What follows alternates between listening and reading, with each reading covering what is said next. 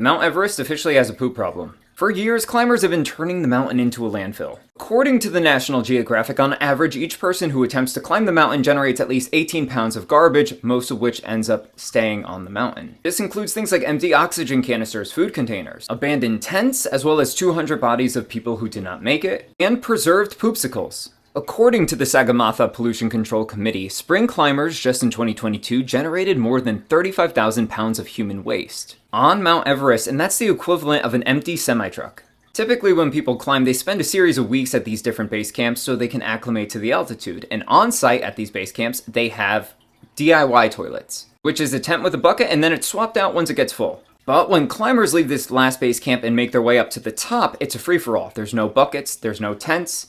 They go wherever they can. And of course, with the freezing temperatures and altitude, that waste just remains frozen in time, literally. Pair that with the freezing temperatures and high altitude, and you have frozen poopsicles that have been up there for decades. This compilation of waste is not just an eyesore and a bad smell, but also it poses a health risk to the local community. So now bags will be given to individuals as they make their final climb up to the top, and it's expected that they take down their waste with them. So that's your fun fact for the day. And if you're a fan of all things interesting and horrific, follow along because that's what I make videos on.